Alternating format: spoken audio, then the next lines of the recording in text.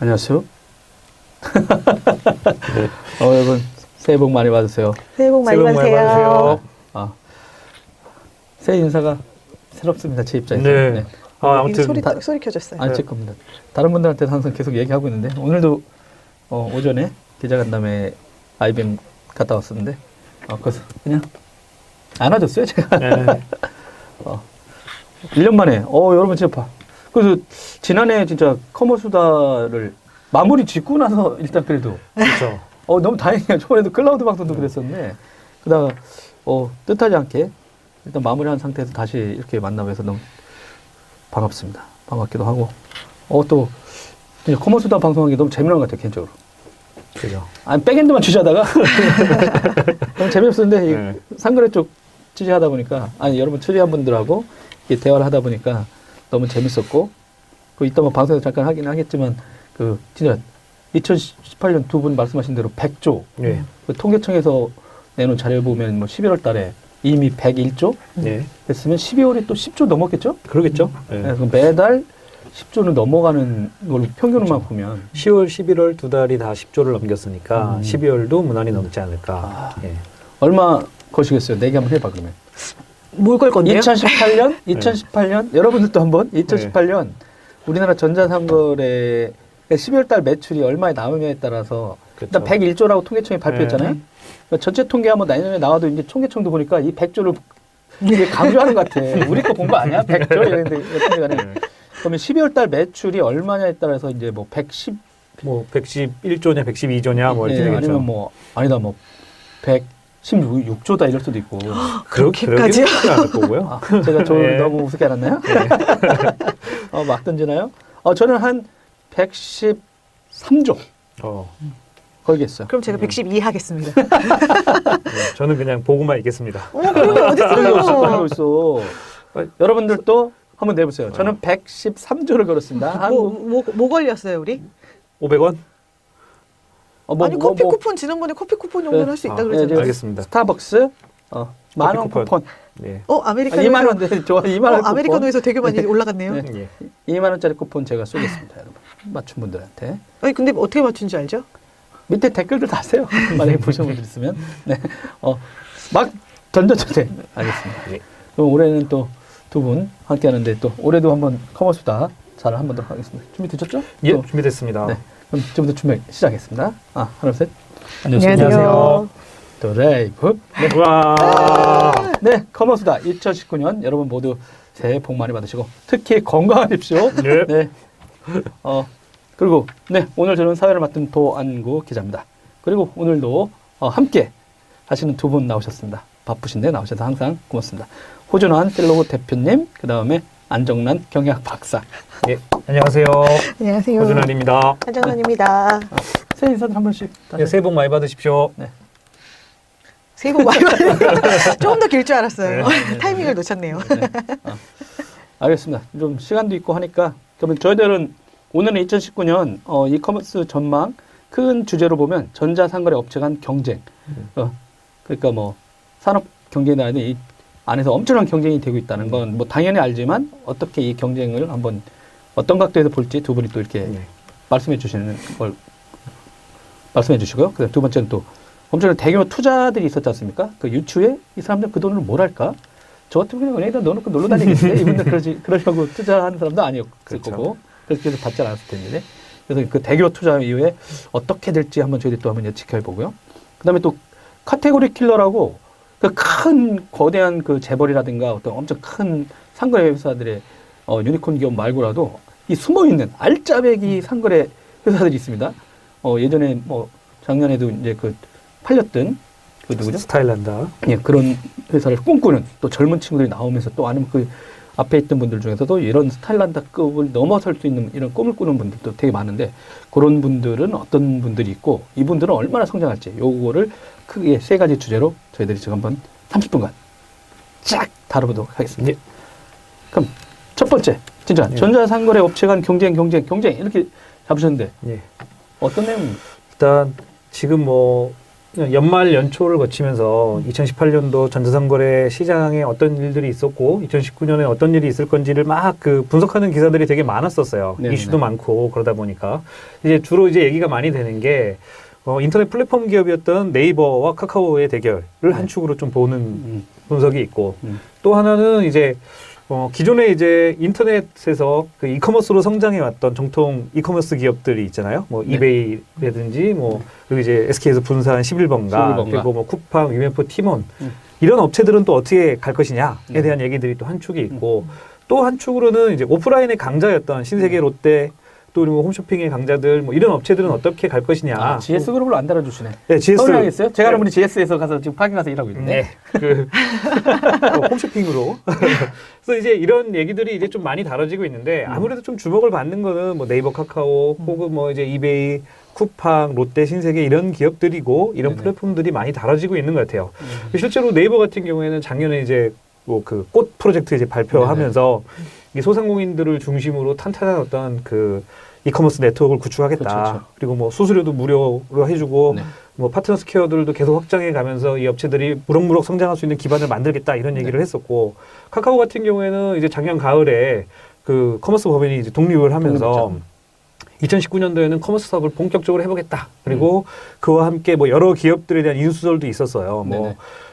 뭐 편의점 쪽에 대한 얘기도 있었고 신선식품 쪽 얘기도 있었고 또 쇼핑몰 만들어주는 플랫폼을 인수한다 얘기는 많았었는데 아직 좀 구체적인 모양은 없지만 그래도 카카오가 워낙 트래픽도 많이 가지고 있고 쓰고 있는 기본 유저들이 많다 보니까 분명히 하게 되면 큰 파괴력을 가질 것이다.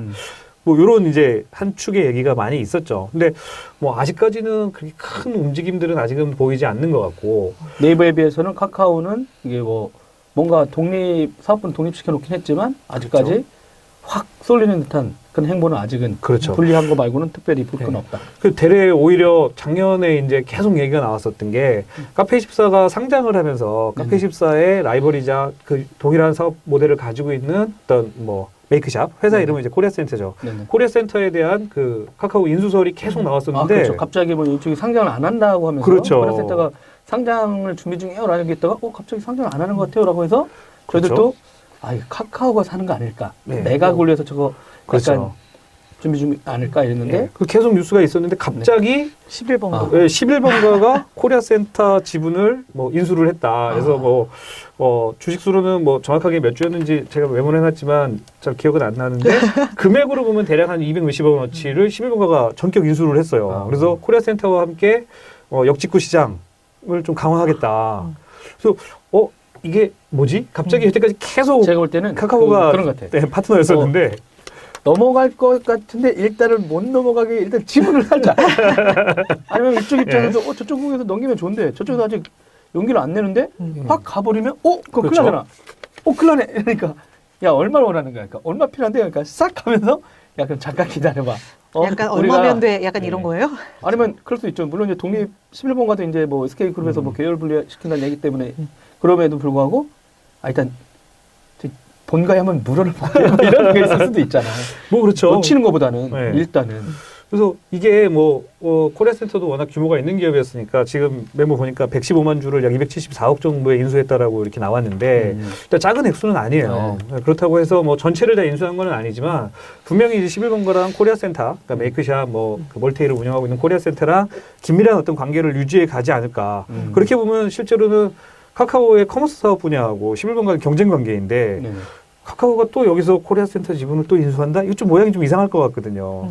그래서 이게 조금 예상했던 것과 조금 다른 흐름이 지금 이제 좀 생긴 그러니까 상황이다. 약간 주춤주춤할 때 팍 그렇죠. 들어가서 네. 일단 못 도망가게.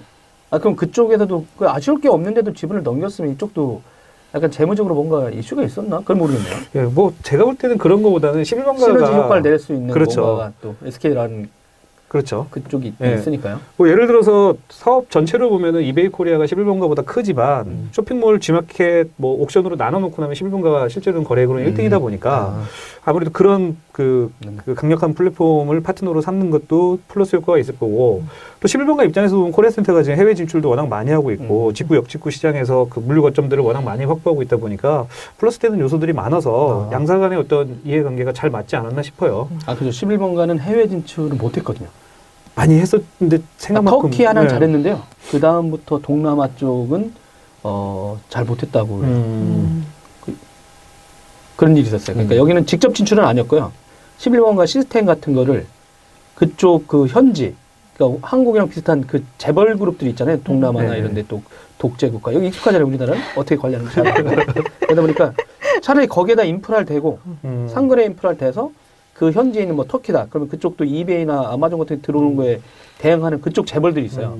그분들하고 그걸 대고 수수료 베이스로 아마 카드 수수료 베이스로 수익을 이렇게 나누는 그래서 이제 터키도 나가고 원래 또 동남아 각 나라별로 뭐 인도네시아나 태국이나 말레이시아 이런 쪽은 아마 직접 진출보다는 그런 전략으로 한 것 같은데 동남아 전략은 좀 성과가 생각보다 못 났다 이런 얘기가 나돌고 있거든요. 그러다 보니까 말씀한 대로 그러면 해외 쪽에다 이렇게 했던 거라든가 그런 분들이 있으면 저 모델로 그러면 우리는 해외로 또 한번 나가보자 할 수도 있고 그렇죠. 그래서 뭐 이런 흐름들이 앞으로 조금 더 합종 연행이 좀 있지 않을까 이런 생각들이 있고 또 뭐 이커머스 기업에서 그 성장을 해왔던 기업들도 보면 실제로는 이제 2017년까지 통계를 보면 흑자를 내고 있었던 데가 이베이밖에 없었잖아요. 11번까지 작년에 대형 투자를 받았었고 뭐 쿠팡, 유니프, 티모니아 오랫동안 이제 적자 액수로 이제 이슈가 됐던 것들인데 쿠팡은 작년에 대규모 투자를 받으면서 어떻게 보면 이제 좀 반전의 계기를 만드는 거죠. 네네. 근데 과연 이 기업들은 어떻게 갈 거냐? 이베이야 뭐 계속 내실을 다져가면서 갈 거겠지만 11번가는 이제 투자자들을 만족시켜야 되는 과제가 생겼잖아요. 예전에야 이제 SK의 어떤 뭐 사업부 같은 느낌, 사업 부문이었다 보니까 좀 덜 노출돼 있었던 것들이 이제는 투자자들한테 평가를 받아야 되고 투자자들은 투자금을 회수해야 되는 문제들이 올해 나왔는데 있다 보니까 벌써? 아니죠 뭐 올해 작년에 투자는 했지만 이제 경영하는 입장에서 보면 그걸 고려하지 않을 수가 없잖아요. 그러다 보니까 이제 어떤 행보를 가져갈 건지가 되게 궁금하고 거기에 어떻게 보면은 코리아 센터도 하나의 축으로서 이제 좀 바라보고 있는 게 아닐까. 그리고 이제 실제 쿠팡은 좀 네, 이따가도 좀 다루겠지만 워낙 뭐 대규모 자금을 유치했기 때문에 대략 어떻게 보면은 작년에 투자 소식이 좀 없었던 UF랑 티몬이 어떤 행보를 가져갈 거냐 이게 조금 더 UF하고 네. 티모는 그 친구 그렇죠. 살아있나? 이러면서 이제 위메프 같은 경우는 11월에 되게 잘했거든요. 어쨌든 뭐 그게 이슈잉이 굉장히 크게 그게 좋은 거든 나쁜 거든 어쨌든 간에 살아있다는 증거를 계속 보이는 행보는 계속 있었고 뭐 이런 얘기하면 싫어하시겠지만 제가 가는 이제 커뮤니티 같은 데 보면 위메프가 한동안 주춤하다가 지금 굉장히 많이 치고 올라오고 있어요. 어떤 제품, 뭐 서비스 아니요, 저 같은 경우는 이제 계속 엄마니까 어머니 용품들을 이렇게 보면 생각보다 위메프가 지금 되게 잘 치고 올라오는 느낌은 있어요. 근데 그에 비해서 티모는 아직도 갈팡질팡하는 느낌은 있고 위메프 거를 되게 많이 따라하는 느낌이 있어요. 그러니까 예를 들어서 위메프가 네이버에 검색을 해서 들어오면 뭐 2018 포인트를 준다. 그러면 티모니 그 다음 주에 뭐 1111 포인트, 1111 위메프였는데 뭐 포인트를 하여튼 동일하게 준다든가 이런 식으로. 좋네요. 기획 제대로 안 하고 따라하면서 그래서 위메프가 싫어하세요. 싫을 수 있어요. 이벤트는 위메프가 되게 잘 하고 있는 것 같고 티모는 거기에 이제 잘 편승을 하려고 노력을 하는 것 같고 뭐 쿠팡은 큰 진영에서 이쪽 짭짤마리 친구들의 어떤 활약도 한번 그렇죠. 도도도도도 되게 열심히 달려가고 있는 느낌이 짭짤마리라고 있어요. 해서 미안해. 엄청 큰 회사인데 하여튼 얘들 워낙 크잖아요. 이베이하고 뭐 11번가 뭐 그다음에 그렇죠. 쿠팡 그다음에 이제 말씀하신 대로 아까 네이버의 행복 저희 주에도 그 얘기를 했거든요. 네이버가 맨날 유튜브에서 제가 그 얘기했어요. 저번에도 얘기했을 텐데 아니 아마존이 유튜브 잘 된다고 아마존 망하나요? 했더니 안 망하죠. 네이버 상거래로 다 일어났어요. 여러분들이나 누가 그 많은 사람들이 분석을 제대로 안 해서 그렇지 네이버는 진짜 한 방에 끝날 준비를 슬슬 하고 이미 거의 끝내는 것 같다. 근데 뭐 조용조용히 가는 거고 그 시간까지 하면 그래서 이제 아마 검색과 상거래를 다 그렇죠. 묶어서 하고 있는데 이제 나중에 이제 그거에 대해서 이제 검색 점유율이 워낙 높다 보니까 그게 이제 상거래로 전이됐냐는 얘기가 꼭 나올 것 같으니까 일부러 이쪽 얘기는 잘 하면서도 안 하는 것 같은데 일단은 엄청난 상거래의 어떤 다른 회사들보다 훨씬 유리하다. 막 이런 얘기 했는데 의외로 모르시는 분들이 많더라고요. 근데 말하다 보면 또 네이버를 이용해서 쇼핑하거나 했던 분들 다 알고는 있고 기자들만 모르는 것 같아요. 그러니까 본인이 네이버에서 계속 쇼핑을 하시는데 이게 그 산업적으로 어떻게 되어 있는지 생활 속으로 잘 연결이 안 되는 거죠. 매일 우리는 쓰고 있지만. 예. 그 진짜 저희들이 그때 막 롯데 신세계 하면서 이제 뭐 너무 신세계 편을 들었다 이런 얘기 했는데 이제 뭐 롯데 쪽 뭐 거의 8조였고 신세계는 뭐 2조 7천 얼마였잖아요. 근데 요 회사들 간의 경쟁은 또 항상 뭐 유통 자존심 싸움이 있었으니까 그좀 보시기에는 이제 진짜 이 산업 내 경쟁이 그렇게 나눌 수 있지만 전반적으로 보면 엄청난 상거래 업체가 무한 경쟁이다 이렇게 보시는 거잖아요. 그렇죠. 그러니까 뭐 우리가 형식적으로 나눌 때는 뭐 포털 출신이냐, 이커머스 출신이냐, 오프라인 출신이냐, 뭐 네. 소셜 출신이냐, 뭐 이렇게 얘기를 할 수 있지만 실제로 소비자 입장에서 보면은 난 오픈마켓에서 살 거야, 소셜에 살 거야 이게 중요한 게 아니거든요. 그렇죠. 상거래 하는 건데. 그렇죠. 내가 편한 게 네. 어떤 건데. 내가 편하고 가격 조건 좋고 네네. 나한테 구매 혜택 좋은 데들이 선택을 받게 돼 있는 거다 보니까 고객 입장에서 보면은 이런 기존에 우리가 분석했던 영역은 아무것도 의미가 없고요. 그래서 누가 쇼핑하기 제일 편한데 누가 내가 원하는 걸 지금 만족시켜주고 있느냐의 싸움인 것 같아요. 그렇죠. 그러면 결국은 뭐 업종별로 누가 잘하니까 뭐 오픈마켓에서는 뭐 이베이가 살아남고 뭐 이런 문제가 아니고 이 많은 한국에 있는 이 많은 커머스 플랫폼들 중에 과연 누가 살아남을 거냐. 우리가 이렇게 산업군으로 보면 대충 1, 2등 잘해야 3등까지가 살아남고 나머지들은 있어도 이렇게 눈에 안 띄는 뭐 때로는 뭐 없어도 크게 불편하지 않은 상황이 될 수도 있잖아요. 그렇게 변할 거냐 아니면 지금과 같은 이 수도 없이 많은 업체들이 계속 경쟁을 하는 구조가 계속 갈 거냐 그 어떤 변곡점이 올해가 본격적으로 되지 않을까. 왜냐하면 작년에 이제 돈들은 받았으니까 이제. 써야 되잖아요. 그렇죠. 그냥 갖고 있을 수 없으니까 결국 쓴다는 거는 이 머니가 다 떨어지면 게임은 끝난다는 거거든요. 이걸 가지고 새로운 부가가치를 못 만들어내면 네이버는 좋겠다. 끝나는 거죠. 광고도 그쪽이 집행하잖아. 그렇죠. 꽉 먹고 알 먹고. 네. 이번에 네. 쿠팡도 네이버에 광고 다시 시작했잖아요. 네. 그러니까 그런 플랫폼을 썼어야 되는데 언제든지. 그다음에 이제 또 그런 것도 있는 것 같아요. 이제 뭐 우리나라 같은 경우는 지금 이게 너무 이렇게 세부적인데 아까 말한 대로 이제 아마존의 상거래를 보면 아까 말한 대로 컨텐츠 비즈니스도 하고 있잖아요, 자꾸. 그렇죠. 근데 최근에 이 상거래 뉴스는 아닌데 SK텔레콤에서 푹이라고 하는 SBS, MBC, KBS 여기가 갖고 있는 이 지분의 30%를 투자한 거죠, 어떻게 보면 인수하면서. 그러면서 동남아 쪽 나갈 때 한다 이렇게 보면 SKT도 이제 5G도 되고 이러면서 전반적으로 이런 컨텐츠 비즈니스 옥토수수 하고 있는데 그보다 더 큰 시장으로 컨텐츠 상거래 쪽에 뛰어든 게 어떻게 보면 그냥 우리는 컨텐츠 비즈니스라고 하는데 그렇죠. 창작 이슈라 너무 돈 얘기는 안 하지만 어떻게 보면 넷플릭스라든가 뭐 아마존 프라임이라든가 이런 게 지금 그런 회사가 컨텐츠도 유통으로 보는 거거든요. 그 사람들은 상거래에서 전달할 수 있는 모든 걸 다 전달한다. 그러면 우리 이쪽은 뭐 재화나 이런 거면 이쪽은 약간 안 보이는 어떤 영상 컨텐츠 관련된 것도 하고 있는데 SK그룹 입장에서 보면 제가 보면은 이게 이쪽으로는 재화라든가 이런 거 관련된 거 하고 한쪽으로는 영상 컨텐츠 쪽 같은 걸 계속 네트워크망 이용하면서 이러면서 양쪽을 가져가려고 하는 행보가 보면 지분이 최근에 아까 말한 대로 뭐 이쪽도 투자했고 이번 푹도 전격 단행된 거거든요. 그러다 보니까 올해 약간 컨텐츠 비즈니스라든가 이런 쪽에 엄청 투자하는 걸로 보면 SK 행보도 참 지켜보면 재밌을 그렇죠. 것 같아요. 이거 하면서 이제 아무튼 올해는 작년에 투자했던 돈을 가지고 투자 받은 돈들을 뭔가를 해야 되는 어떻게 쓸 거냐. 진짜 그러면 중요한 이제 시기다. 네. 네, 그럼 두 번째 여러분 지금 커머스다 2019년 시장 전망을 듣고 계십니다. 보통 이런 걸 해주라고 하거든요. 근데 끌어줘야 되는데. 네. 두 번째는 맞아요. 투자 받았어요. 그럼 여러분이 보기에는 쿠팡은 이 돈을 무엇을 할 것이냐. 그다음에 이제 뭐 또 온라인과 오프라인 통합, 뭐 롯데마트 금천점을 또 적극 방문하고 갔다 오셨죠. 오셨어요. 방송을 한번 위하여. 얘기해 보시죠. 근데 많은 회사들이 투자를 받고 했는데 쿠팡 2조 원. 언제 환전했느냐에 따라서 뭐 2조 2천억이 될 수도 있고. 아직 통계 2조 들어있을 4천억이 수도 될 있고. 수도 네. 네. 뭐 할까요? 일단 기사에 계속 나오는 거 보면 뭐 네이버 끊었던 네이버를 다시 살렸다. 그리고 그게 무슨 말이에요? 네이버를 끊었던 네이버라니. 일단 2016년 11월에 네이버 의존도를 낮추기 위해서 일단 DB 제공을 안 하고 그러니까 쿠팡 제품을 노출시키지 않겠다라는 네이버 검색이 안 나오는 네, 거죠. 네. 그렇게 했었는데 근데 진짜 엄청나게 위험한 판단이었는데. 그렇죠.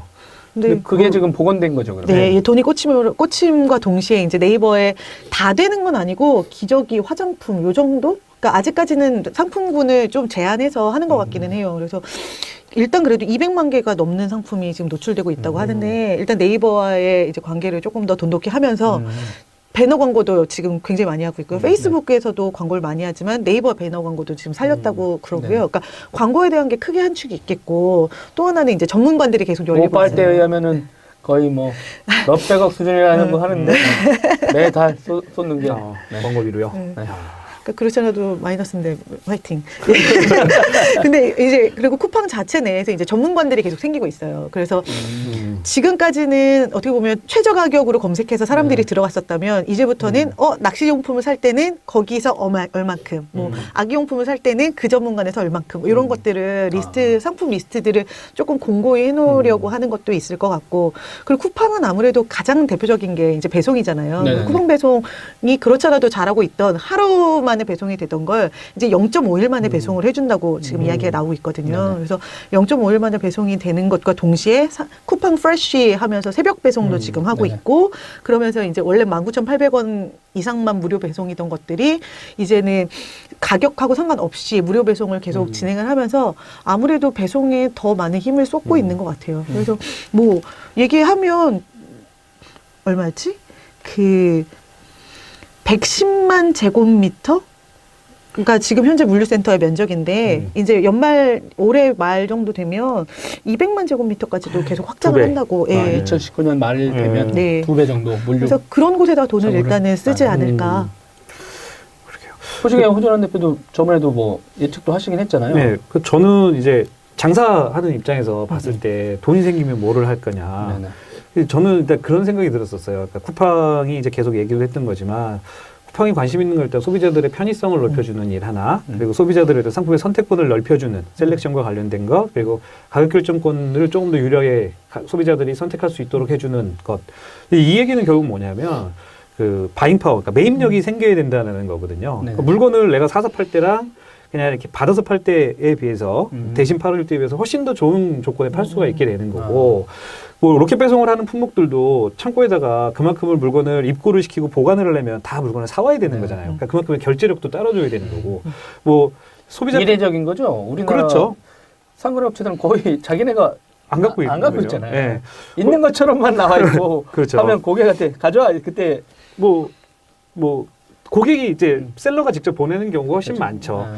거기다가 뭐 예를 들어서 우리가 편의성에서 쿠팡이 인정을 받았던 게 이제 배송의 편의성인데, 실제로 배송이라는 것들도 가만히 보면 IT에 대한 투자거든요.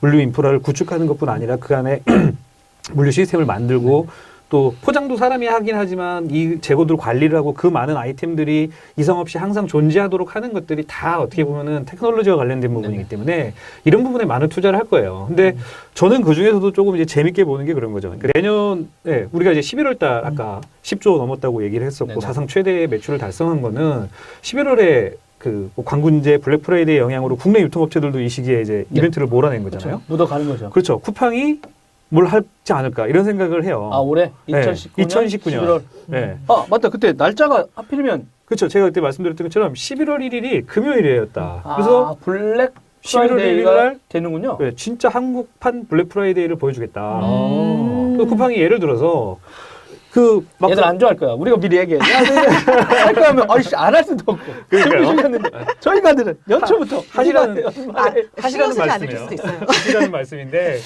예를 전 살 들어서, 거예요. 뭘 네. 하시든. 쿠팡이 지금부터 열심히 준비를 해서 예를 들어 연말이 진짜 11월이 됐을 때 지금 가지고 있는 자금력으로 좋은 상품들을 많이 매입해 놓고 예를 들어서 11월 1일 날 딱 그 빵빵시에 네네. 스타트를 딱 하면 네. 쿠팡이 지금 가지고 있는 물류망을 통하면 새벽 7시면 후기가 올라오는 거거든요. 아. 물건 받았어요. 오 진짜. 네, 좋아요. 근데 해외나 중국 광고주일 때도 보면은 그날 바로 배송 안 하거든요. 천천히 오는 거지. 그렇죠. 근데 이 우리나라 같은 경우는 진짜 빨리 배송까지 나오는 되게 획기적인 거네요. 그렇죠. 그래서 11월 1일 금요일인데 예를 들어서 진짜로 밤 자정에 12월 30일 밤 자정에 사신 분들이죠. 그러니까 그분들 같은 경우에는 진짜로 어떤 특정한 품목들은 아침에 막 물건이 오기 시작하고 하루 종일 계속 물건 받았어요. 후기가 올라오고 무슨 상품 좋아요. 그리고 쿠팡은 지금 그럼에도 특가로 계속 판매할 수 있는 상품들에 대해서 계속 시간 단위로 프로모션 해 나가면 나중에는 6시쯤에는 이제 그런 광고 나오겠죠. 지금 주문하셔도 내일 토요일이지만 다 받으십니다. 이렇게 되면 아마 상당한 파괴력이 있지 않을까. 그리고 이제 그 주말에 일단 3일이 시작하는 뭐 11월 1일이 금요일, 뭐 2일, 3일 하면 반응이 워낙 좋으면 또 그렇죠. 또 그 주까지 보통 광고율도 한 11월 12일까지 그렇죠. 1일부터 쭉 하는 거잖아요. 네. 큰 틀로만 보면. 근데 초기에 확실히 또 기선 제압해가지고 그렇죠. 다른 회사들 못지않게. 네. 그리고 택배가 사실은 토요일까지만 오잖아요. 근데 네. 만약에 정말로 이제 진짜로 하게 된다면 토, 일, 월, 아니 뭐 금, 토, 일 계속 물건을 계속 받게 오는 되면 거죠. 네. 되게 독보적인 게 되는 거죠. 근데 이거를 뭐 걔네만 할 수 있는 건 아니잖아. 어떻게 보면 택배는 근데 택배는 안 오잖아요. 아니 그러니까 이제 그 다른 회사들도 준비를 하지 않을까요? 진짜 이번에는 자기들도 물류를? 아니면 이마트도 그러니까 11월달에 그냥 블랙 뭐라고 해가지고 했잖아요. 맞아요. 다들. 블랙이요. 예, 블랙이요 해가지고. 근데 뭐 이 물건 결국은 이제 행사가 그 아주 재밌고 탄탄해지려면 좋은 상품들, 소비자들이 원하는 상품들을 좋은 가격에 빨리 배송해 주는 게 승부가 될 텐데 제가 볼 때는 쿠팡이 현재 현금이 있다니까 그러니까 아까 말씀한 대로 뭐 매입력의 싸움에서 유리한 거죠. 적자가 1조 7천억 정도 되고 이제 돈이 다 떨어진 거 아니야? 이랬을 때는 주고 싶어도 쟤들이 이런데 갑자기 2조가 꽂혔다니까 그렇죠. 미안해 이건 줄게. 뭐, 저 같으면 형님 나 저번에 돈 없다고 나 깔맞지 나가. 뭐 그런 상황들이 생기겠죠. 그래서 쿠팡이 이거를 준비하는 과정에서 예를 들어서 지금 로켓와우 하고 있는 네네. 그 무료 배송이잖아요. 월 네. 2,900원 결제하면 이 회원 수들도 계속 확보해 나가는 나 거죠. 모르고 그거 신청했는데 이제 지났을 텐데. 3개월 동안 무료예요. 네. 그러니까 성률 지났나? 안 지나셨어요. 봤는데? 왜냐면 지난달 얘기했거든요. 아직 안 지나셨어요. 그래서 이 로켓아우로 그때까지 계속 그 회원들을 확보해 가면서 무료 배송을 해줄 수 있는 회원들을 확보하고 월 이분들을 대상으로 2,900원을 내는 그렇죠. 그런 프로모션에서 이 고객들 월정액 내는 고객을 계속 확보할 것이다 지금. 그렇죠. 그것도 저는 같이 갈 거라고 봐요. 왜냐하면 쿠팡이 보고 있는 적자의 상당 부분이 물류와 관련된 부분인데 그렇죠. 월정액을 29,000원씩 12달을 내면 3만 원이 좀 넘잖아요. 음. 그럼 결국은 이제 이 명수에 따라서 적자폭들이 줄어드는 거고 그렇죠. 여기에 어떤 서비스를 더해 줄 거냐. 그러니까 아마존 프라임도 배송만 뭐 프라임이 아니잖아요. 네네. 네, 스트리밍 서비스 그리고 뭐 비디오 시청 뭐 여러 가지들이 계속 결합이 되면서 아마존 프라임이 가치를 높인 거고 소비자들로 하여금 계속 그 프라임 회원이 되도록 유지하도록 만들어낸 거니까 쿠팡도 뭔가를 계속 더해가는 형태의 서비스들을 만들어내겠죠. 전자상거래 이북 회사 같은 데들 인수해도 되겠네. 뭐 그렇게 다양한 시도가 요즘에는 나오겠죠. 저런 것도 많으니까. 네. 월정액 이북도 네. 많으니까. 그러니까 그런 회사를 인수하지 저도 말라는 밀리에서 것도 제일 열심히. 아 진짜요? 저 계속 고민하고 있었는데. 네. 그래서 아마 그런 형태들에 대한 고민들이 계속 나올 것이다. 이런 생각이 좀 드네요. 네. 나머지 회사들도 있었잖아요. 투자받은. 근데 일단은 다른 데보다는 쿠팡이 좀 재밌는 게 저는 이제 그렇죠. 워낙 또 물류 인프라를 가지고 있다라는 것들 때문에 할 수 있는 실제로 지금 이베이도 또 직접 배송을 하기 위한 대규모 물류센터. 그러니까 여기서 직접 배송이 뭐 저 마지막에 이제 택배까지 하는 거는 아니고 물건을 직접 배송하기 위한 물류센터들을 대규모로 짓는다라고 하고 있고 네네. 뭐 신세계 롯데도 이 부분에 대한 투자를 많이 하겠다라고 얘기를 했지만 쿠팡은 이미 그동안 투자를 해와서 엄청나게 갖춰놓은 했으니까. 그 네트워크가 있다 보니까 아마 다른 어떠한 것들보다도 힘있고 빠르게 어떤 그림들을 완성시킬 수 있지 않을까 이런 생각이 들어서 쿠팡만을 조금 좀 떼어내서 다뤄봤습니다. 그러면 진짜 롯데마트 금천점 방문하셨다면서요? 예. 이건 뭐예요? 그 전 이마트 은평점인데 네. 거기 무인 그 시즌 네, 무인 무인이라고 계산. 보면 도움이 소량 분이 두 분이 계산되죠. 일단 서 네. 있고 그래서 누구는 이제 그 뭐 캐시어 리스 그러니까 이거 계산해 주시는 네. 분이 없는 거지 무인은 아니다. 왜냐면 두 명이 이제 또 대기는 하고 있으니까. 그렇지만 일단 이 몇 개 안 사는 장바구니 있잖아요. 원래 그쵸, 소액 그쵸. 장바구니인가? 아니 그거 있었는데 네. 소품점 뭐, 소품점이 있었는데 그 2개인가 3개 있었거든요. 근데 그게 이번에 갔더니 한 6개인가 7개 무인 계산기 할 수 있도록 돼 있어서 저는 이제 그거로 그냥 와요. 그 롯데마트 금천점이 좀 주목을 받았던 게 네. 금천 땡네 사람들하고 상관없는. 예, 금천점. 그러니까 가산동에 있는 예. 금천구의 그 금천. 그런 얘기 하시면 큰일 나요. 예. 아재개그예요. 여기가 이제 카트리스, 그러니까 카트가 없는 쇼핑 공간을 만들어 보겠다라고 해서 크게 얘기한 게 이제 스마트폰에 네. 롯데마트 앱을 깔면 스캐닝하면 바로 이제 장바구니에 상품이 담기고 그리고 어느 장바구니? 롯데마트 앱 이 앱 장바구니. 앱 장바구니에 상품이 담기고 모바일로 결제를 하면 3시간 이내에 배송을 해드리겠습니다. 이거를 이제 선언을 한 거예요. 그래서 또 궁금해서 후기도 많고 그래서 가봤어요. 그래갖고 회사에 필요한 물건도 사고 왜냐면 저희 사무실이 가산동이니까 배송도 받을 수 있고 그래서 이제 직접 가봤죠. 그래서 이제 해보니까 신기하더라고요. 제가 나중에 이제 글로 정해서 커머스다에도 올려드리겠지만 일단 스캐닝을 하면 딱 그 상품의 후기로 후기 페이지로 딱 이동을 해요. 그래서 후기도 딱 보고 내가 장바구니에 담겠다라고 해서 구매하기 눌러서 장바구니에 담으면 딱 장바구니에 쫙 올라가져요. 그래서 재밌더라고요. 그리고 새로운 경험이었었어요. 근데 이제 좀 아쉬웠던 점이 결제를 해야 될 타이밍에서 이제 조금 이 결제를 어떻게 여기서 하는 거야? 네, 신용카드? 모바일에 그냥 앱에서? 네. 모바일에서 하는 거죠. 그러니까 이제 뭐 엘페이를 하든 카카오로 하든 뭐 여러 가지 선택을 할 수 있어서 하는데 딱 하고 나니까 내가 그럼 마트를 왜 하지 이런 생각이 들더라고요. 집에 빈손으로 가야 되잖아요, 다시. 아, 네. 그냥 인터넷에서 그냥 하지. 그렇죠. 뭐 하러 왔지? 네. 아니, 그냥 구경하러 간 거 아니야? 네, 저는 이제 구경하러 아니, 갔는데 그러니까 한 번은 가겠지만 네, 이렇게 되는 경우에는 이제 그- 그다음부터는 가겠어요 어디? 그리고 이제 또 한 측면에서는 마지막에 이제 이게 4만 원 이상 무료 배송이다 보니까 물건을 사다 보니까 38,000원이 되니까 배송비를 맞추려고. 그렇지, 하나 더 사야지. 네. 근데 뭐라 이게 젤리라도 사야죠. 네, 딱 맞는 상품을 못 찾아갖고 나중에는 이게 그냥 아무거나 이제 과자를 한 봉지 샀는데 이게 하다 보니까 이렇게 쇼핑을 하는 것들 중에 가장 큰 거는 뭔가 이렇게 많은 것들을 보면서 이렇게 느끼는 즐거움이 있어야 되는데 어느 순간 시식도 없나요? 아니 다 그런 거 다 있어요. 어느 아, 순간 쫓기는 느낌이 약간 들더라고요. 제가 그러니까 이게 익숙하지 않아서 그런 것 같아요. 처음 하는 거고 네네. 이 스캐닝을 해야 된다라는 목적 의식이 강해서 그랬는지 모르겠지만 약간 좀 쫓기는 것 같아서 스킬은 뭐야? DR 코드처럼 아니 QR 코드가 있는 거예요. 코드처럼 찍는 네, 거예요. QR 코드를 제가 이렇게 딱 그 뭐라 그래야 되죠? 이렇게 카메라를 활성화시켜서 딱 대주면 앱에 있는 카메라를 활성화시켜서 대주면 딱 이렇게 인식을 해갖고 그 페이지를 보여주는데 피디하고 같이 가서 찍었어야죠. 네.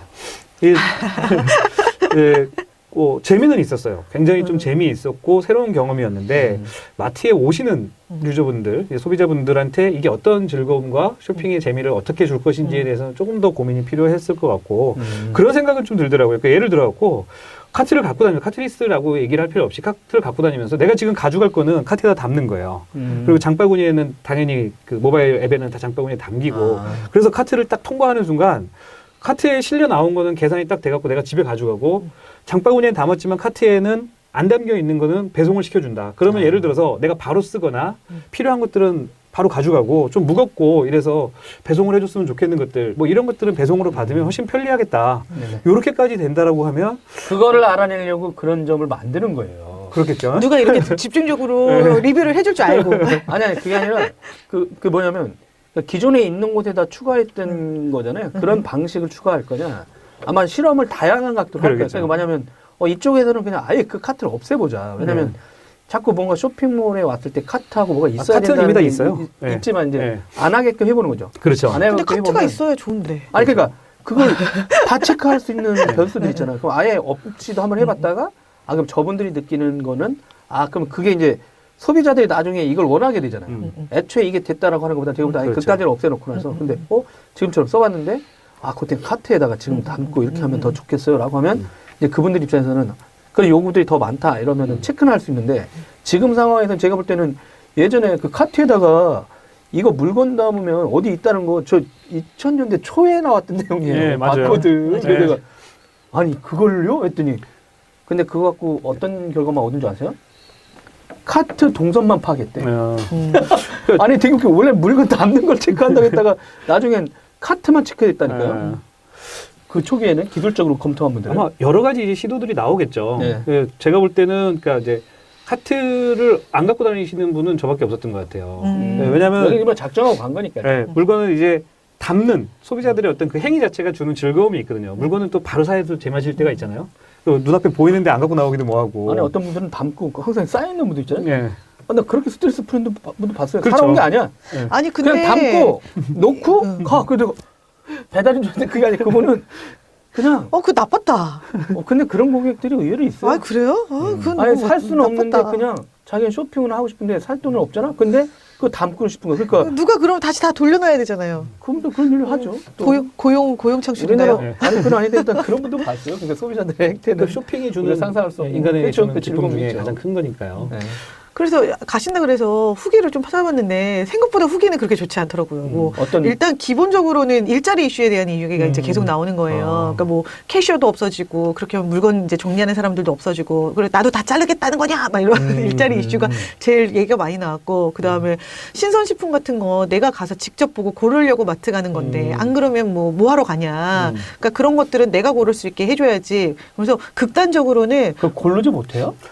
그러니까 앱을 썼을 때는 그렇죠. 앱을 썼을 때는 앱을 누가 썼을 때는 대신 선택이 골라주는 없으니까. 거니까. 극단적으로는 그러면 모든 식품을 그러니까 이건 되게 극단적인 댓글이었는데 모든 식품을 정확하게 공장처럼 재가지고 만든 다음에 그거를 우리한테 공산품처럼 보내주겠다는 거냐 뭐 이런 얘기도 있었고. 저도 이제 궁금해서 신선식품을 하나 사봐야 되는데 사무실로 배송을 시키니까 제일 편한 게 과일이었죠. 그래서 과일 사봤는데 과일 좋은 거 잘 오더라고요. 왜 거기 고르는 사람이 따로 있다 그러더라고요. 기사 보니까. 네, 그리고 뭐 기술력에 대한 이야기는 끊임없이 이제 이게 진짜로 가능한 거냐 이런 것도 얘기가 나오고 아직까지 막 긍정적인 댓글은 한 번도 못 봤어요. 근데 저는 그런 것 같아요. 그러니까 이제 이게 새로운 시도잖아요. 근데 어쨌든 온라인의 어떤 온라인 기반의 기술들하고 오프라인이 가지고 있었던 어떤 물리적 공간이 주는 그렇죠. 특성들이 네네. 결합되기 위한 시도들의 첫 번째 노력인 것 같아요. 그러니까 뭐 우리가 아마존고의 어떤 실험 이런 것들을 보면서 굉장히 뭐 혁신이고 칭찬을 많이 해주고 이러지만 국내에서 막상 이런 실험들이 일어나고 딱 들어오니까 갸우뚱 하거든요. 그러니까 그 되게 예. 팅해. 아마존고는 막 칭찬 일색인데. 잠깐만 했잖아요. 아니 그게 우리나라 그 독자들도 마찬가지예요. 기자들도 마찬가지고 미디어들의 어떤 문제점이 미국은 그냥 혁신이라고 하고 막 써. 뭐 데이터 분석할 때도 마찬가지예요. 그런데 우리나라에서 데이터를 분석해서 당신의 시청률, 만약 KT라, IPTV에서 다 알 거 아니에요. 근데 그분들이 말 못해. 그리고 미국은 그게 되게 유망직종이야. 근데 여기서 하면은 우리나라 헤드라인 어떻게 나오는지 알아요? 난 네가 뭘 보는지 안다? 이렇게 나와요. 그러니까 일단 그거 보시면 약간 뉘앙스가 부정적이네요. 예. 근데 뭐 아마존 고 나왔다고 막 기자들이 이제 막 또 이제 혁신이냐 이러잖아요. 근데 말씀한 대로 그럼 사람의 고용 창출을 안 하겠다는 거야? 근데 제가 볼 때는 뭐 일단 맨 마지막에 할 얘기긴 했지만 아마존은 분명히 그게 올해 미국 사회에서 되게 뜨거운 이슈로 떠오를 거예요. 그리고 아마 그거를 그 약간은 누그러뜨리려고 이 사람들이 그 두 번째 지사를 만들면서 본사를 만들면서 워싱턴을 갔거든요. 뉴욕하고. 그러니까 정치적 이슈가 없으면 왜 거기 갔겠어. 그렇죠. 근데 뭐 데이터 사이언티스트라든가 이런 사람들의 어떤 엔지니어들의 수급, 그러니까 뭐 행동경제학부터 시작해서 그 유능한 그 동부의 어떤 대학교들 사람들 받긴 하는데 지금 미국에서는 이미 50% 넘어가면서 그 유통이 50% 넘어갔다고 했거든요. 작년 기준으로. 그러면 근데 아마존은 과연 일자리를 창출하고 있느냐? 뭐 이 얘기가 이제 본격적으로 50% 이상 나오면 그쪽에서는 과연 이게 너희들이 말한 혁신이 국가적 단위에서도 기업의 혁신이지 전체 공동체에서는 그게 않을 수도 있다. 이런 얘기 나올 수도 있죠. 일단은 뭐 첫 시도치고는 저는 되게 긍정적이었었고 재밌었었고 앞으로가 좀 더 기대된다. 그러니까 또 좋은 건 이제 롯데가 이렇게 하면 신세계도 그 이마트도 이와 유사한 개념의 매장을 오픈했다고 그러더라고요. 그렇죠. 그래서 둘이 또 경쟁하다 보면 우리가 미처 몰랐던 혹은 외국에서 미국에서 뭔가 새로운 것이 나오기 전에 우리가 또 어떻게 보면 먼저 새롭고 신선한 그렇죠. 것들을 내놓을 가능성이 좀 있다라고 봐요. 네네. 그래서 많이 응원해주고 싶고 더 많이 좀 새로운 것들, 재밌는 것들을 많이 만들어주시면 또 열심히 찾아가고 그러면 또 보고 오도록 하겠습니다. 다음에는 꼭 이거 같이 예. 찍어주세요. 그래서 저도 그 얘기했어요. 그러니까 이제 뭐 무인으로 사람 없는 걸로 하는데 정작 저는 막 그러면서 전 그쪽으로 들어간다니까. 아, 편한 거 차라리 어떨 때 저번에 했는데 한 두세 품목인데 굳이 꺼내놓고 해도 나 혼자 끓여놓어도 3개 정도 되니까 이렇게 삑대고 대체 그렇죠. 그때 일단 결제해서 이제 포인트를 남길 거냐. 요때 약간 혼동스러워. 이제 그것도 익숙해지시면 이제 잘하시죠. 왜냐면 이제 꼭 와이프 휴대폰을 불러야 그렇죠, 되잖아요. 눌러야 되잖아요. 근데 이제 그런 게 있고. 그럼 일단 요런 대규모 투자 유치하고 이제 오프라인 온라인 통합하는 어떤 사례들 이런 것들 점포가 올해는 좀 더 늘어날 것 같으니까 한번 각자들 여러분들 한번 가보셔서 뭐 체험해 보는 건 좋을 것 같고요. 이거 너무 시간이 많이 걸리는데 10분만 더 하면 되겠네요. 카테고리 킬러는 뭐 얼마나 성장할 것인가. 요 지금 세 번째 주제인데요. 요 카테고리 킬러 요거 어떤 건지 간단히 좀 브리핑 좀 해주시죠. 일단 무신사 얘기를 계속 하셨어요. 근데 저 사실 무신사가 뭐예요? 저도 이제 저도 늙어가지고 젊은 있는데 사람들이 빨리 지나가. TV 보다가 광고 보다가 아니 뭐 사진이 타다다다 지나. 이것들이 무신사 이런 거 있더라고요. 내가. 제가 그래서 공부했잖아요. 이게 뭐야? 왜냐면 옛날에 무신사 하면 멋쟁이들이 하는 것까지는 알았는데 이게 뭔지 몰라가지고 무신사가 원래 무지하게 신발 사진이 많은 곳이라고 2001년도에 패션 동호회였대요. 온라인에서 패션 동호회였대요. 그러니까 뭐 카페 이런 류였던 것 같아요. 근데 이제 거기서 스트리트 패션이나 이런 거에 대한 것들이 있다가 그러면서 점차 그쪽에서 물건을 판매를 하기 시작하면서 정말 사람들이 많은데 일단 커뮤니티를 해야 돼. 커뮤니티가 항상 커뮤니티가 컨텐츠를 해. 아니 상거래 커머스하고 컨텐츠가. 정작 컨텐츠 한 데는 아무것도 안 했어.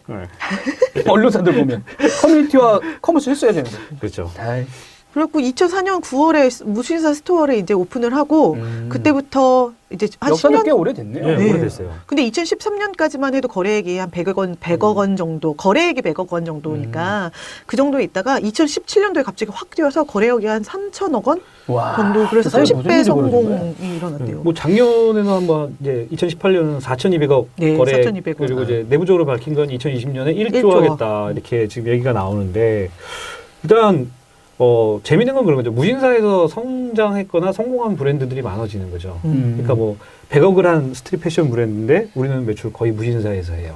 그리고 작년에 그 이분들은 자기네 브랜드처럼 이렇게 커뮤니처럼 열어놓고 여기다 입점시키는 네, 거예요? 입점시키는 데인데 무신사가 수수료도 다른 몰보다 많이 비싸요. 근데도 무신사에 가서 상품을 판매하고 소비자들하고 커뮤니케이션하는 브랜드들이 많은 거죠. 왜냐하면 거기만큼 빠른 피드백을 받을 수 있고 소비자들로부터 인정받을 수 있는 것들이 그게 많지가 않은 거죠. 무신사 룩이 있대요. 네. 무신사, 전 찾아봤다니까요. 근데 무신사 룩 해가지고 되게 이렇게 홍대나 강남이나 압구정이나 가서 이렇게 보면 그게 무신사 룩이지 젊은 사람들은 안다잖아요. 무신사 스태프들이 사진을 되게 많이 올려요. 자기네들이 그리고 무신사 잘 스트릿 패션이 어울리는 따로 옷들을 해서. 있더라고요. 다음번에 그렇게 입고 한번. 아, 그렇게 해야 될 거 아니야. 보시면 깜짝 놀라요. 저희 대학교 때 괜찮아, 패션이에요, 괜찮아. 대학교 때. 우리가 할 수 없잖아요. 그러니까- 그나마 가장 젊은 사람이 해줘. 네, 뭐 우리가 하면 욕먹을 거 아니야? 그렇죠. 아닌가? 제가 이렇게 하면 근데 무신사 패션 저도- 하면 웩 할 텐데. 저도 옷을 이렇게 못 입지만 가끔 무신사에서 뭐 살 때가 있거든요. 근데 이제 그런 거죠. 무신사에서 매출을 100억 한 브랜드들이 나오기 시작하고 그게 패션 전문지에서 이슈가 되기 시작하고 뭐 특정한 뭐 F 브랜드 같은 경우에는 아예 신상품 얘기해 런칭을 주세요. 우리는 그런 거 없어. 삑삑. 아니 다른 데서 보면 좀 섭섭할 수도 있으니까 괜찮아. 네. 고객과사를 관리하시는 네. 입장에서 봐주세요. 브랜드 런칭을 아예 무신사에서 해버리는 경우들도 있어요. 아. 실제로 뭐 그 우리 어글리 슈즈라고 봄철보다 상품 신상품 발표를 거기서 하는 거야? 네. 쇼핑몰에서? 네. 그것도 좋다. 그리고 뭐 예를 들어서 좋네 진짜. 아버지 신발이라고 불렸던 어글리 슈즈 패션 뭐야, 그 못생긴 운동화 어글리 슈즈가 뭐야? 네. 네. 이런 트렌드는 완전히 그거 뭐 무신사에서 만들어졌다 이래도 과언이 아닐 정도로 이슈잉을 한 거죠. 어떻게 보면 크게. 그래서 되게 그 잘하고 있어요. 게다가 지금 보면 패션 스타트업들을 대상으로 한 공유 고기 플랫폼도 만들고. 플랫폼도 만들어서 어마어마하게 많은 업체들을 입점시키고 있고 또 거기다가 해외 진출도 지금 한다고. 그러니까 무신사 파트너스라고 투자법인을 따로 만들어서 스타트업들한테 계속 이제 투자를 진행을 패션 하면서 스타트업. 그와 패션 동시에 무신사 스튜디오를 동대문에 열어서 여기서는 모든 거를 그 스타트업들이 다 물류부터 다 부족하잖아요. 뭐 네. 사진 찍기도 어렵고 그런 것들을 그 스튜디오 전체에서 다 할 수 있게끔 모든 인프라를 다 제공을 해준대요. 왜 그렇게 아쉬워하세요, 또? 아, 그게 지금 그 얘기 들으시니까 제가 그 와이프 쪽 그 처제가 저 동대문에서 디자이너로 그러세요? 옷을 해요. 근데 정작 그런 데는 안 물어봤어. 안 물어봤어야 되는데. 그 얼마 전에 아들놈 보더니 네가 모델 할래 하더라고요. 걔는 오락 말라가지고. 좋죠. 요즘 스타들은 다 온라인 쇼핑몰 모델부터 시작하는 거잖아요. 그렇죠. 그래서 제가 자식을 팔아서 어떻게 제가 잘해야 되는데. 근데 한국에 그쪽에도 한번 물어봐야 되겠네요. 네. 여러분들 하다 보면 그 사람들한테 자꾸 어떤 일들이 벌어지고 있는 거냐 물어보면 아는 거 아니야. 패션 브랜드가 그렇죠. 알겠죠. 그쪽은 특히나 더 많이 아시겠죠. 근데 이런 것들은 예전에도 많이 하지 않았어요? 카페24나 막 아니면 메이크샵 같은 회사들도 조금 다르죠. 달라요? 그 업체들도 플랫폼을 시도를 했었는데 잘 안 됐었고요. 대래 지금 이제 우리가 두 번째로 얘기하려고 했던 게 여성 의류 쇼핑몰들이 뭐 해외에서 시도하고 있는 아까 뭐 다홍 얘기 우리 잠깐 했었잖아요. 디홀릭? 네, 디홀릭 일본에. 예. 네. 저 사실 이것도 잘 몰라서 저 요즘에 패션 쪽에 관심이 없고 항상 어린이 육아로 육아용품만 갑자기 이렇게 팔아가지고 그렇죠. 너무 슬펐어요. 네. 네, 일본에 이제 이런 우리나라의 온라인 쇼핑몰이나 아니면 뭐 화장품이나 이런 것들이 워낙 K 한류 이런 상품으로 인기가 좋다 보니까 이번에 일본에 오프라인이나 온라인 쇼핑몰을 디홀릭이라는 쇼핑몰을 열고 그쪽에 이제 우리나라의 핫한 아이템들을 입점시키는 요런 사업도 새로 열렸더라고요. 그러면 그쪽에 있는 회사에 입점하는 게 아니라 유통회사에 있는 게 아니라 아예 한국 같이 그냥 한 팀처럼 네, 플랫폼을 만들고 국내 업체들이 가서 입점을 하는 형태 뭐 이런 게 있나 봐요. 그래서 이 업체가 이제 작년에 일본에 매출한 1,300억 우리 돈으로 정도를 해서 이제 단독 플랫폼을 구축한 것 지금 굉장히 큰 성과를 거둔 거죠. 그러네요. 오프라인 매장도 어마어마해요. 신주쿠, 나고야, 오사카, 오미야 막 해서 다 진짜 저희 일본에 대해서 잘 모름에도 불구하고 이 정도면 대도시구나 싶은 곳에 입점이 다 되어 있더라고요. 그래서 실제로 우리가 보면 그러니까 스타일란다 예전에 우리가 네네. 다룰 때도 있었지만 야, 스타일란다가 그렇게 큰 규모로 음. 로레알이라는 글로벌 거의 기업한테 4,000억 매각이 됐으니까요. 막 이게 뉴스가 됐었잖아요. 가만히 보면 실제로는 국내에서 의류를 시작했던 업체들이 카테고리를 확장하면서 화장품으로 좀 나갔던 거예요. 특히 여성들은 그렇죠. 근데 이 업체들이 이제는 플랫폼 자체가 나가버리는 상황까지 온 거란 말이에요. 개별한 상거래가 큰 사례도 있지만 그렇죠. 지금 좀 말씀하신 대로 여러 것들의 어떤 브랜드들이 같이 해서 그냥 또 가는 회사들 그렇죠. 새로운 아까, 모습을 또 아까 하는. 말씀드렸던 무신사도 해외로 나가겠다라고 좀 선언을 했고, 그러니까 이게 단순하게 뭐 예전에는 우리가 막 그 쇼핑몰 팔아서 돈 버는 회사를 얘기하면서 네네. 쇼핑몰에서 대박 났어요. 뭐 이 정도 수준에서 이제는 네네. 글로벌 기업들이 나오기 시작하는 거죠. 어떻게 아. 보면은 동대문이라는 커다란 그 기반을 가지고 있어서 성장했어라고 봤던 거였지만 이제는 그 수준을 넘어가는 얘기들인 거거든요. 일본의 동대문의 어떤 변천을 다뤄도 재밌겠네요. 그렇죠. 그동안에 뭐 했다가 중국 분들이 와가지고 또 많이 뛰어갔다고 했다가 그분들이 안 오다 보니까 사스 때문에 몰락했는 줄 알았더니 또 한편으로는 전혀 다른 어떤 커뮤니티나 이런 쪽에도 또 적극 참여하면서 이제 또 활로를 만들어가고 활로 만들어내고 네. 또 그런 사례를 갖고 야 그럼 해외로 나가보자 하면 그렇죠. 또 그쪽 나가다 보니까 이쪽 분들은 오는 고객도 상대하고 아니면 거기 있는 창작자들은 또 이런 걸 통해 가지고 또 해외로 같이 그렇죠. 나가는 사례도 보고 예.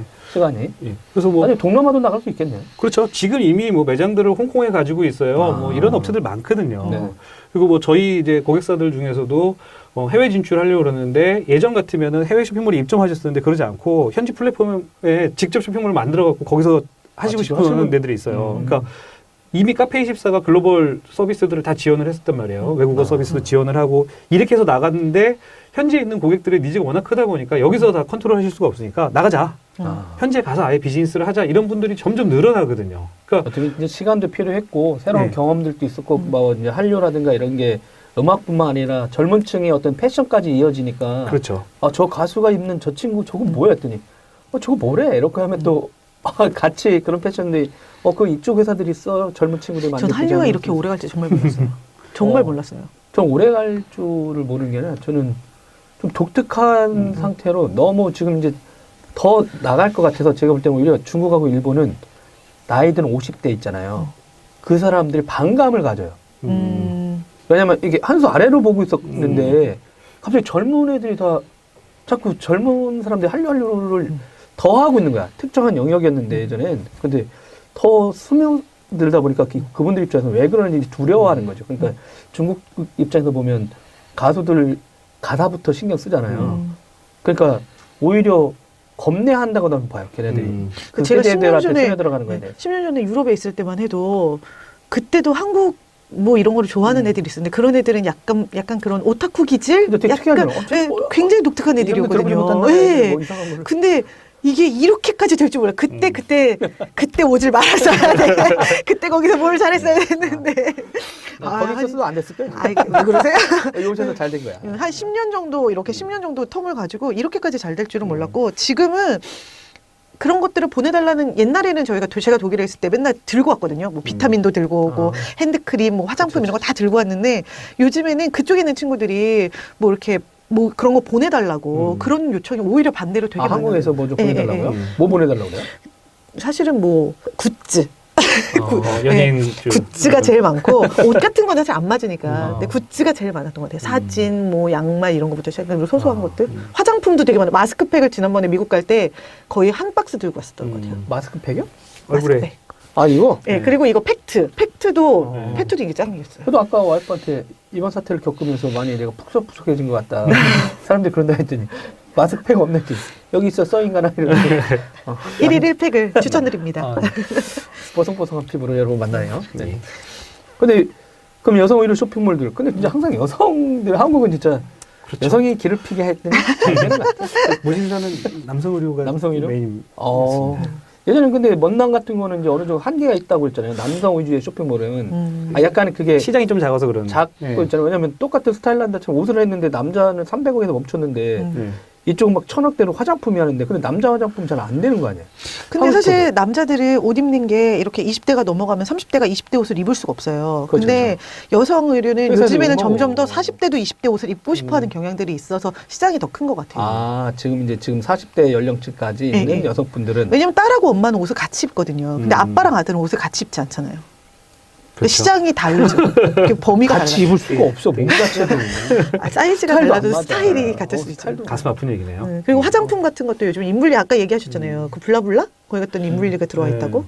올리브영에도 있는. 네, 올리브영에도 아, 들어와 있고. 네. 알겠습니다. 그럼 뭐 또 이제 새벽 배송 전쟁 벌이는 마켓컬리 이것도 좀 신선식품의 새로운 카테고리였잖아요. 그 그렇죠. 투자도 받았고 물론 뭐 투자금에 대해서 이제 어때 썼냐 이거 갖고 좀 다른 얘기도 있었긴 했지만 근데 진짜 이 마켓컬리가 또 신선식품 새벽 배송을 하다 보니까 이제 나머지도 다 아 저 시장이 있구나 하면서 이제 또 주류들도 가자 이러면서 이제 또 이 시장을 막 싸우고 있는데 그 선택지가 이제 넓어지니까 좋긴 한데 이런 영역은 좀 어떻게 보세요? 신선식품 같은 거? 신선식품 계속 잘 되지 않을까요? 그러니까 아까 말씀드렸던 것처럼 마트를 가야 돼? 라는 의문에서 마지막이 신선식품이잖아요. 그래도 가서 야채도 사야 되고 과일도 사야 되고 근데 내가 골라야 되는데 고르는 게 과연 의미가 있나로 넘어가기 시작하면 네. 뭐 시키는 게 크게 어색하지 않고 또 컬리 같은 경우에는 밤 11시까지 시키면 아침 7시까지 갖다 줘요. 쿠팡도 여기 자극받아서 12시까지 시키면 7시에 갖다 줘요. 이렇게 지금 오고 있는 상황이다 보니까 아마 점점 커지지 않을까. 이마트도 요즘에는 저녁까지 시키면 새벽에 갖다 줘요. 6시면 갖다 줘요. 쓱 이거 네, 새거로 하면. 근데 진짜 없던 시장이었잖아요, 이거. 그렇죠. 신선식품 배달 같은 경우. 그 연말에 마켓컬리에서 발표한 거 보니까 이 숫자는 한번 좀 검증을 해봐야 되겠지만 작년에 이제 그 신선식품 국내 신선식품 거래액이 약 22조 원 정도 된다. 자기네가 어떻게 알지? 그 지금 어떤 데이터를 근거로 했겠죠. 닐슨 코리아가 발간한 2018년 국내 신선식품 트렌드 보고서에 따랐대요. 네. 그 이게 우리가 아까 이제 2018년 그 전자상거래 전체 거래액이 111조 얘기를 했으니까 거기에 이제 통계청 분류들을 한번 좀 다시 볼 필요가 네, 있겠네요. 세세하게 봐야 될 필요는 있지만 일단 어마어마한 것 같아요. 그러니까 이커머스가 처음에 생길 때 야 옷을 누가 인터넷으로 사 입어봐야지. 맞아, 맞아. 그랬는데 내가 맨날 얘기했는데 네. 그게 좀 옥션 담당이었다니까. 나이든 기자들 좀 이거 옷이 팔릴 것 같아 했더니 미친 거야? 옷을 안 입어보고 네가 사? 근데 다, 진짜 대박을 났죠. 그렇죠. 그 옷이 대박을 냈던 거고 신선식품도 마찬가지입니다. 야, 그래도 시장 가고 그 마트 가고 골라야지. 그 좋은 거 골라와야지라는 생각이 별로 의미가 없어지는. 제가 왜 그런지 알아요? 제가 봐도 제가 이제 주부가 된 입장에서 봐도 몰라요. 누가 골라주는 게 더 좋을 수 있어요. 아니 뭐 어떤 가지가 신선한지 우린 몰라요. 그렇죠. 예. 근데 걔네는 믿고 맡기면 그냥 어떻게 보면 이게 큐레이션의 일환이거든요. 그렇죠. 네. 그 예를 들어 고구마 같은 거 제가 이거 얘기해도 되는지 모르겠는데 제가 아는 커뮤니티에 고구마 캐는 형제들 뭐 이런 고구마가 있어요. 그러면 고구마는 그 고구마가 맛있다는 거예요. 그럼 어차피 제가 가서 고구마를 골라봤자 맛있는 고구마를 찾을 수가 없으니까 그 형제들 브랜드들이 고구마를 있으면? 사는 거예요. 그렇지. 그런 것들이 이제 신선식품으로 점점 치환되는 거죠. 그렇죠. 우린 몰라요.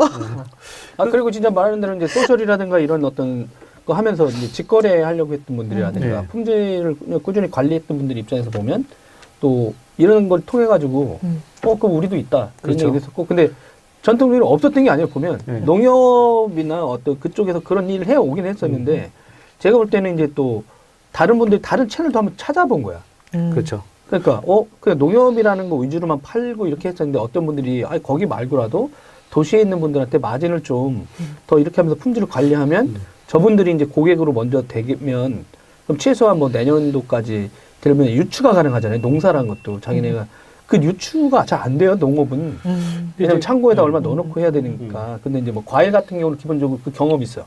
창고. 그렇죠. 사과를 놓고 나서 온도를 몇 도 이상 해놓고 나서 저장 창고에다 놓고 하는 경험이 과일은 있어요. 그러다 보니까 농부들도 옆에서 본 거야.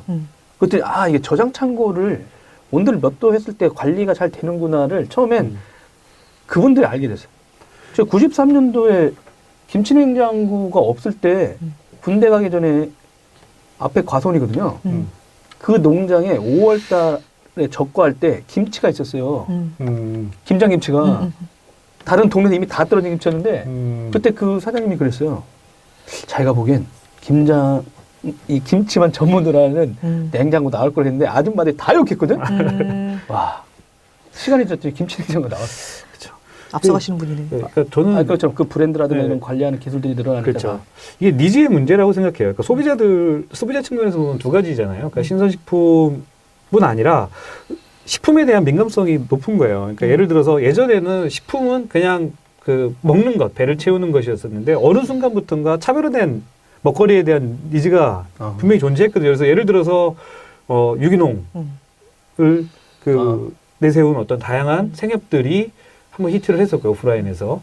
그리고 이런 어떠한 특정한 식품군, 특정한 니즈를 가지고 있는 소비자들을 대상으로 한 온라인 신선식품이 등장을 했던 거고 이게 이제 전 신선식품으로 확장이 되는 거고요. 또 하나는 가구가 점점 작아지다 보니까 이게 물건을 많이 사갖고 막 예전처럼 쟁여놔야 되고 이러는 게 힘들잖아요. 1인 가구들이 늘어나니까 또. 그렇죠. 그 방송에서 먹방, 국방 이런 데서 맨날 나오는 얘기잖아요. 이 먹을 거를 하기 위해서 요리를 하기 위해서 많이 마트에서 파는 대량을 사다 놓으면 버리는 게 반이거든요. 그러다 보니까 점점 소량으로 나한테 필요한 것만 딱 맞춰서 구매하려고 하는 니즈에 온라인에서 신선식품을 취급하는 업체들이 딱 맞게 커스터마이징을 하고 들어온 거죠. 제가 왔잖아요. 이마트 갔는데 김치찌개처럼 이렇게 해놓은 게 있어요. 맞아요. 그래서 고기하고 이건 팔아. 그렇죠. 따라가는 거죠, 이제 다. 그러니까 왜냐면 저거 사가지고 하나를 갖다가 제가 손질해야 되는데 이미 이분들은 해놓고 그 요리를 하나씩 쭉 했던 데가 머리 좋구나. 왜냐면 저것만 가서 가루 끓이면 한 끼로 딱 끝나는 걸 팔고 있잖아요. 그러니까 마트도 지금 이마트도 그런 걸 하고 있으니까 매장에서. 저는 그리고 큐레이션 이슈라고 봐요. 실제적으로 그렇죠. 정말로 이게 온라인에서 가능한 이유는 네. 이 사람들이 아까 계속 얘기하셨던 것처럼 온라인의 택배나 이런 것들이 연동이 되면서 데이터들을 많이 가지고 있으면서 사람들이 좋아하는 게 어떤 건가를 정확하게 집어내고 그것만 파는 회사들이 이제 생겨나면서 그렇죠. 이게 큐레이션을 얼마나 정확하게 하느냐가 이 새벽 배송은 특히나 새벽 배송은 성공의 이슈인 것 같아요. 아까 얘기하니까 갑자기 아까 한국 IBM 기자간담회 갔다 왔는데 거기서 데이터 분석에 가장 잘못된 사례가 하나가 닭이 울면 새벽이라고 잘못 알고 있대 사람들. 닭은 아무 때나 우는데 잘못된 인지로 닭은 아무 때나 그러면 안 되는구나. 닭은 아무 때나 울었는데 사람들은 닭이 울었으니까 누가 말을 잘못한 건지 새벽이다 왔다 했는데 여튼 갑자기 그 데이터 얘기하니까 엉뚱한 소리가 터져나왔어요. 죄송합니다. 여튼 올해도 또 되게 재미난 세 가지 주제에 대해서 예측해봤습니다. 원래 30분 한다는데 또 1시간 했네. 첫 번째는 전자상거래 업체 간 무한 경쟁인데 진짜 어떤 카테고리를 꼭 나눌 필요는 없이 누가 더 많은 소비자들한테 더 편하고 더 저렴하고 더 빠르게 배송하냐의 경쟁은 포털 업체든 전통적인 상거래 업체든 아니면 후발주자로 들어왔던 소셜 커머스 업체들이 또 들이든 그리고 그분들은 또 이제 오픈마켓을 탈바꿈하고 있고요. 그런 게 있었고 그 다음에 두 번째는 대규모 투자가 있었고 그 회사는 과연 그 돈을 갖고 무엇을 할 것이냐. 봤더니 또 2019년 11월 1일이 블랙 프라이데이 금요일이라는 사실 그때 뭔가를 하지 않을까 이런 얘기 나오고 있고요. 지금 말씀하신 대로 무신사라든가 이런 마켓컬리 같은 카테고리 킬러들 또 등장했고 새로운 시장에 대해서 엄청나게 치고 올라가고 있는 이런 것들에 대해서 일단 전망해 봤습니다. 그리고 진짜 저희들도 이제 전자상거래 통계도 보다 보니까 11월 달에 2018년 11월 달에 이미 한국이 온라인 거래가 일단 100조, 101조가 됐고 저는 일단 113조. 네. 112조. 112조. 114조. 중간에도 돼. 중간에도 돼. 중간에도 돼. 그러면 애매해요. 점 이런 거 있잖아. 112.5 막 이런 거 있잖아. 애매해요, 그런 거. 혹시 방송 늦게 끝났더라도 보시는 분들도 혹시 나는 얼마야 이렇게 얘기해 주시면 제가 다음 방송 전까지만 올리면 되나요? 네, 댓글을? 스마트 아니면 스마트가 아니고 스타벅스 커피 쿠폰 제가 10,000원짜리 쏴드릴게요. 네. 전 다음 주에 제가 맞을 것 같습니다. 조심히 잘 네, 알겠습니다. 오늘 또 이렇게 장시간 시청해주신 여러분 또 오늘 또 이렇게 준비하시느라고 고생해주신 호준환 대표하고 안정란 박사 고맙습니다. 저희들도 좀 틈틈이 2주에 한 번씩 계속 이게 커머스 시장에 대해서 분석을 하는데 올해도 또 저희들도 한번 준비를 더 많이 해보고 더 재미난 내용들을 이렇게 전달해 드리도록 노력할게요. 그리고 실제는 저희들끼리도 사석에서 얘기 나누긴 했는데 오프라인 비즈니스를 엄청나게 지금 전자상거래 업체가 진공청소기처럼 쓸어 담고 있다는 게 저희들이 이걸 하다 보니까 알게 된 겁니다, 여러분. 그러니까 오프라인의 어떤 자영업자분들이 더 어려워진다 말고의 이슈를 떠나서라도 어떤 변화가 지금 상거래 업체들이 하면서 온오프가 어떻게 결합됐을 때 그분들도 진짜 대응할 수 있는지 정확히 하려면 전자상거래 업체에 대해서도 한번 눈여겨보면서 이런 걸 현재 상황, 경제 상황도 한번 보시면 좋겠다는 걸 그냥 주제는 아닌데 저희들이 주제 넣기 한번 얘기해 봤고요. 고맙습니다. 또 예. 다음 주인가요? 다다음 주. 주. 예. 이제 출장 갔다 오는 중인데 우리 또 목요일 만날 수 있을지 모르겠지만 네. 여러분 하여간 새해 복 많이 받으시고 전자상거래업체를 또 화이팅 해주시기 바랍니다. 고맙습니다. 감사합니다. 감사합니다. 안녕.